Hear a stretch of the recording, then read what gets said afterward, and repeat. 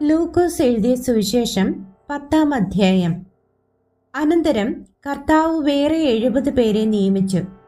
താൻ ചെല്ലുവാനുള്ള ഓരോ പട്ടണത്തിലേക്കും സ്ഥലത്തിലേക്കും അവരെ തനിക്ക് മുൻപായി ഈരണ്ടായി അയച്ചു. അവരോട് പറഞ്ഞത്, കൊയ്ത്ത് വളരെയുണ്ട്, സത്യം, വേലക്കാരോ ചുരുക്കം. ആകയാൽ കൊയ്ത്തിന്റെ യജമാനോട് തന്റെ കൊയ്ത്തിന് വേലക്കാരെ അയക്കേണ്ടതിന് അപേക്ഷിപ്പിൻ. പോകുവിൻ, ചെന്നായ്ക്കളുടെ നടുവിൽ കുഞ്ഞാടുകളെ പോലെ ഞാൻ നിങ്ങളെ അയക്കുന്നു. സഞ്ചിയും പൊക്കണവും ചെരുപ്പും എടുക്കരുത്. വഴിയിൽ വെച്ച് ആരെയും വന്ദനം ചെയ്യുകയും അരുത്. ഏത് വീട്ടിലെങ്കിലും ചെന്നാൽ ഈ വീട്ടിന് സമാധാനം എന്ന് ആദ്യം പറവിൻ. അവിടെ ഒരു സമാധാന പുത്രൻ ഉണ്ടെങ്കിൽ നിങ്ങളുടെ സമാധാനം അവന്മേൽ വസിക്കും. ഇല്ലെന്ന് വരികിലോ നിങ്ങളിലേക്ക് മടങ്ങിപ്പോരും. അവർ തരുന്നത് തിന്നും കുടിച്ചും കൊണ്ട് ആ വീട്ടിൽ തന്നെ പാർപ്പിൻ. വേലക്കാരൻ തന്റെ കൂലിക്ക് യോഗ്യനല്ലോ. വീട്ടിൽ നിന്ന് വീട്ടിലേക്ക് മാറിപ്പോകരുത്. ഏത് പട്ടണത്തിലെങ്കിലും ചെന്നാൽ അവർ നിങ്ങളെ കൈക്കൊള്ളുന്നു എങ്കിൽ നിങ്ങളുടെ മുൻപിൽ വയ്ക്കുന്നത് ഭക്ഷിപ്പിൻ. അതിലെ രോഗികളെ സൗഖ്യമാക്കി ദൈവരാജ്യം നിങ്ങൾക്ക് സമീപിച്ചു വന്നിരിക്കുന്നു എന്ന് അവരോട് പറവിൻ. ഏത് പട്ടണത്തിലെങ്കിലും ചെന്നാൽ അവർ നിങ്ങളെ കൈക്കൊള്ളുന്നില്ലെങ്കിൽ അതിൻ്റെ തെരുക്കളിൽ പോയി നിങ്ങളുടെ പട്ടണത്തിൽ നിന്ന് ഞങ്ങളുടെ കാലിന് പറ്റിയ പൊടിയും ഞങ്ങൾ നിങ്ങൾക്ക് കുടഞ്ഞേച്ചു പോകുന്നു, എന്നാൽ ദൈവരാജ്യം സമീപിച്ചു വന്നിരിക്കുന്നു എന്ന് അറിഞ്ഞുകൊള്ളുവിൻ എന്ന് പറവിൻ. ആ പട്ടണത്തേക്കാൾ സൊദോമ്യർക്ക് ആ നാളിൽ സഹിക്കാവതാകും എന്ന് ഞാൻ നിങ്ങളോട് പറയുന്നു. കോരസീനെ, നിനക്കയ്യോ കഷ്ടം! ബേത്സയിദേ, നിനക്കയ്യോ കഷ്ടം! നിങ്ങളിൽ നടന്ന വീര്യപ്രവൃത്തികൾ സോരിലും സീദോനിലും നടന്നിരുന്നു എങ്കിൽ അവർ പണ്ട് തന്നെ രട്ടിലും വെണ്ണീറിലും ഇരുന്ന് മാനസാന്തരപ്പെടുമായിരുന്നു. എന്നാൽ ന്യായവിധിയിൽ നിങ്ങളെക്കാൾ സോരിനും സീദോനും സഹിക്കാവതാകും. നീയോ കഫർന്നഹൂമേ, സ്വർഗത്തോളം ഉയർന്നിരിക്കുമോ? നീ പാതാളത്തോളം താണു പോകും. നിങ്ങളുടെ വാക്ക് കേൾക്കുന്നവൻ എൻ്റെ വാക്ക് കേൾക്കുന്നു. നിങ്ങളെ തള്ളുന്നവൻ എന്നെ തള്ളുന്നു. എന്നെ തള്ളുന്നവൻ എന്നെ അയച്ചവനെ തള്ളുന്നു. ആ 70 പേർ സന്തോഷത്തോടെ മടങ്ങി വന്നു. കർത്താവേ, നിന്റെ നാമത്തിൽ ഭൂതങ്ങളും ഞങ്ങൾക്ക് കീഴടങ്ങുന്നു എന്ന് പറഞ്ഞു. അവൻ അവരോട്, സാത്താൻ മിന്നൽ പോലെ ആകാശത്ത് നിന്ന് വീഴുന്നത് ഞാൻ കണ്ടു. പാമ്പുകളെയും തേളുകളെയും ശത്രുവിന്റെ സകല ബലത്തെയും ചവിട്ടുവാൻ ഞാൻ നിങ്ങൾക്ക് അധികാരം തരുന്നു. ഒന്നും നിങ്ങൾക്ക് ഒരിക്കലും ദോഷം വരുത്തുകയുമില്ല. എങ്കിലും ഭൂതങ്ങൾ നിങ്ങൾക്ക് കീഴടങ്ങുന്നതിലല്ല, നിങ്ങളുടെ പേർ സ്വർഗത്തിൽ എഴുതിയിരിക്കുന്നതിൽ അത്രേ സന്തോഷിപ്പിൻ.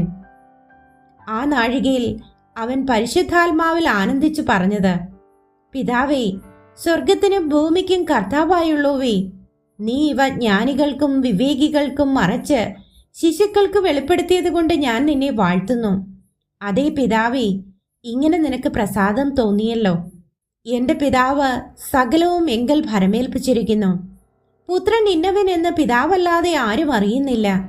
പിതാവ് ഇന്നവനെന്ന് പുത്രനും പുത്രൻ വെളിപ്പെടുത്തി കൊടുപ്പാൻ ഇച്ഛിക്കുന്നവനുമല്ലാതെ ആരും അറിയുന്നതുമില്ല. പിന്നെ ശിഷ്യന്മാരുടെ നേരെ തിരിഞ്ഞ്, നിങ്ങൾ കാണുന്നതിനെ കാണുന്ന കണ്ണ് ഭാഗ്യമുള്ളത്. നിങ്ങൾ കാണുന്നതിനെ കാൺമാൻ ഏറിയ പ്രവാചകന്മാരും രാജാക്കന്മാരും ഇച്ഛിച്ചിട്ടും കണ്ടില്ല. നിങ്ങൾ കേൾക്കുന്നതിനെ കേൾപ്പാൻ ഇച്ഛിച്ചിട്ടും കേട്ടില്ല എന്ന് ഞാൻ നിങ്ങളോട് പറയുന്നുവെന്ന് പ്രത്യേകം പറഞ്ഞു. അനന്തരം ഒരു ന്യായശാസ്ത്രി എഴുന്നേറ്റ്, ഗുരു, ഞാൻ നിത്യജീവന അവകാശിയായി തീരുവാൻ എന്ത് ചെയ്യണം എന്ന് അവനെ പരീക്ഷിച്ചു ചോദിച്ചു. അവൻ അവനോട്, ന്യായപ്രമാണത്തിൽ എന്തെഴുതിയിരിക്കുന്നു? നീ എങ്ങനെ വായിക്കുന്നു എന്ന് ചോദിച്ചതിന് അവൻ, നിന്റെ ദൈവമായ കർത്താവിനെ നീ പൂർണ്ണ ഹൃദയത്തോടും പൂർണ്ണ ആത്മാവോടും പൂർണ്ണ ശക്തിയോടും പൂർണ്ണ മനസ്സോടും കൂടെ സ്നേഹിക്കണം എന്നും കൂട്ടുകാരനെ നിന്നെപ്പോലെ തന്നെ സ്നേഹിക്കണം എന്നും തന്നെ എന്നുത്തരം പറഞ്ഞു. അവൻ അവനോട്, നീ പറഞ്ഞ ഉത്തരം ശരി, അങ്ങനെ ചെയ്യുക, എന്നാൽ നീ ജീവിക്കും എന്ന് പറഞ്ഞു. അവൻ തന്നെത്താൻ നീതീകരിപ്പാൻ ഇച്ഛിച്ചിട്ട് യേശുവിനോട്, എന്റെ കൂട്ടുകാരൻ ആർ എന്ന് ചോദിച്ചതിന് യേശു ഉത്തരം പറഞ്ഞത്, ഒരു മനുഷ്യൻ യെരൂശലേമിൽ നിന്ന് എരീഹോവിലേക്ക് പോകുമ്പോൾ കള്ളന്മാരുടെ കയ്യിൽ അകപ്പെട്ടു. അവർ അവനെ വസ്ത്രമഴിച്ച് മുറിവേൽപ്പിച്ച് അർത്ഥപ്രാണനായി വിട്ടേച്ചു പോയി. ആ വഴിയായി യഥശ്ചയ ഒരു പുരോഹിതൻ വന്ന് അവനെ കണ്ടിട്ട് മാറി കടന്നുപോയി. അങ്ങനെ തന്നെ ഒരു ലേവ്യനും ആ സ്ഥലത്തിലെത്തി അവനെ കണ്ടിട്ട് മാറി കടന്നുപോയി. ഒരു ശമര്യക്കാരനോ വഴി പോകിയിൽ അവന്റെ അടുക്കലെത്തി അവനെ കണ്ടിട്ട് മനസ്സലിഞ്ഞ് അരികെ ചെന്ന് എണ്ണയും വീഞ്ഞും പകർന്ന് അവന്റെ മുറിവുകളെ കെട്ടി അവനെ തന്റെ വാഹനത്തിൽ കയറ്റി വഴിയമ്പലത്തിലേക്ക് കൊണ്ടുപോയി രക്ഷ ചെയ്തു. പിറ്റന്നാൾ അവൻ പുറപ്പെടുമ്പോൾ 2 വെള്ളിക്കാശ് എടുത്ത് വഴിയമ്പലക്കാരന് കൊടുത്തു. ഇവനെ രക്ഷ ചെയ്യണം, അധികം വല്ലതും ചെലവിട്ടാൽ ഞാൻ മടങ്ങി വരുമ്പോൾ തന്നുകൊള്ളാം എന്ന് അവനോട് പറഞ്ഞു. കള്ളന്മാരുടെ കയ്യിൽ അകപ്പെട്ടവന് ഈ മൂവരിൽ ഏവൻ കൂട്ടുകാരനായി തീർന്നു എന്ന് നിനക്ക് തോന്നുന്നു? അവനോട് കരുണ കാണിച്ചവൻ എന്ന് അവൻ പറഞ്ഞു. യേശു അവനോട്, നീയും പോയി അങ്ങനെ തന്നെ ചെയ്യുക എന്ന് പറഞ്ഞു. പിന്നെ അവർ യാത്ര പോകയിൽ അവൻ ഒരു ഗ്രാമത്തിലെത്തി. മാർത്ത എന്നു പേരുള്ള ഒരു സ്ത്രീ അവനെ വീട്ടിൽ കൈക്കൊണ്ടു. അവൾക്ക് മറിയ എന്നൊരു സഹോദരി ഉണ്ടായിരുന്നു. അവൾ കർത്താവിന്റെ കാൽക്കലിരുന്ന് അവന്റെ വചനം കേട്ടുകൊണ്ടിരുന്നു. മാർത്തയോ വളരെ ശുശ്രൂഷയാൽ കുഴങ്ങിയിട്ട് അടുക്ക വന്നു. കർത്താവേ, എന്റെ സഹോദരി ശുശ്രൂഷയ്ക്ക് എന്നെ തനിച്ച് വിട്ടിരിക്കുന്നതിൽ നിനക്ക് വിചാരമില്ലയോ?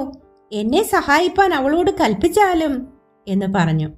കർത്താവ് അവളോട്, മാർത്തയേ മാർത്തയേ, നീ പലതിനെ ചൊല്ലി വിചാരപ്പെട്ടും മനം കലങ്ങിയും ഇരിക്കുന്നു. എന്നാൽ അല്പമേ വേണ്ടൂ, അല്ല ഒന്നു മതി. മറിയ നല്ല അംശം തെരഞ്ഞെടുത്തിരിക്കുന്നു, അത് ആരും അവളോട് അപഹരിക്കുകയുമില്ല.